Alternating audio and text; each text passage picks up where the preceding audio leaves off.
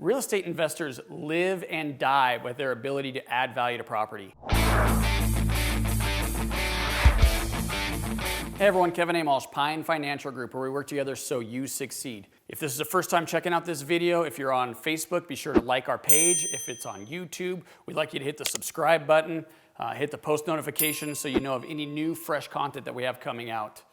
Increasing property value, that's how you make your money in this business, you guys. It's so long are the days of negotiating and finding great deals where you could just put it back on the market and make these big profits. We need to add value. 3 ways. Number 1, upgrades. The sizzle is what's going to sell. So if you go into a property and you have nice backsplashes, you have nice granite countertops, curb appeal is huge, but dollar for dollar, the best way to increase the value, surprisingly, is staging. If you have a nicely staged property, furniture, things on the walls, you know the feeling you get when you walk into a model home and how you just want to buy the home exactly like it is right then and there. That's the feeling we're trying to give the buyers walking through your properties. I'm also seeing a lot of investors add even more value than the kitchen bath remodels that I was just talking about. We're trying to add square footage and make it a bigger, nicer, better house in emerging areas is what we're seeing. So we might see a pop top where our investors increasing the square footage by going up. We're seeing people go out the back into the backyard. I've even seen people dig out basements and finish basements. Garage conversions is another one we've seen a lot. Attics, finishing off attics, we see that sometimes.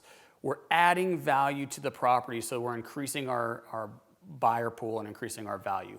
Number 2 way to add value to your property is seller financing.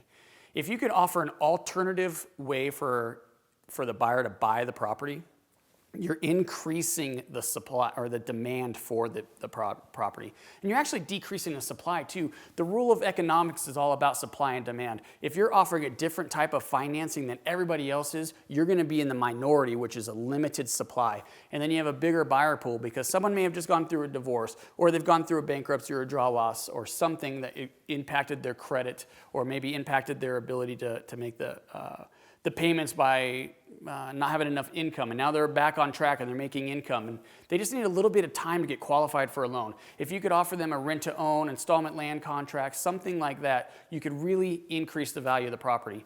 And the 3rd way is going to be a little bit unique. We're going to call this a shared unit or a property share. About 13 years ago, my former wife and I were on a trip to Florida. And we were real close to Disney. We really wanted to go to Disney. I was getting my real estate career going, so I didn't have a lot of money. And we went to the hotel, and they said, "Do you want some free tickets to Disney?" And I'm like, "Do I want some free tickets to Disney?" "Yes, I want some free tickets to Disney." This is how you get your free tickets to Disney. You go to this presentation, and you learn all about this property. This is my first introduction to timeshares. We woke up the next morning after visiting Pleasure Island, where we partied all night, a little bit of a hangover early in the morning, and I'm going into a timeshare presentation. And I toured the property, and it was amazing. And you know what? It almost sold us. My former wife, Steph, really wanted to buy this unit, but I don't like to make decisions on emotion. So I was like, let's just take the day and think about it. Here's how it looks. $30,000 for a unit. And what do you get for that $30,000? 1 week a year. They just sold this complex. They're selling each unit 52 times. The numbers are staggering when you start thinking about timeshares. This might be a $200,000 unit that they're selling for $20,000 or $30,000 52 times. So to give you an idea of the numbers we're talking about here. Just a couple of years ago, I had a client that was building some properties up in a resort town, Breckenridge, Colorado, and he wanted to increase his value of his property. Now, we thought it was worth maybe $1 million, but you know what? If you could sell that 4 times, each person gets 3 months a year. He was getting $320,000, $330,000 a piece. You sell 3 of those and you own your 4th share absolutely free. You can add value by being creative as a real estate investor. So maybe a little bit unique, maybe a little outside the box, but those are 3 ways to add value to a piece of real estate. Thanks so much for tuning in.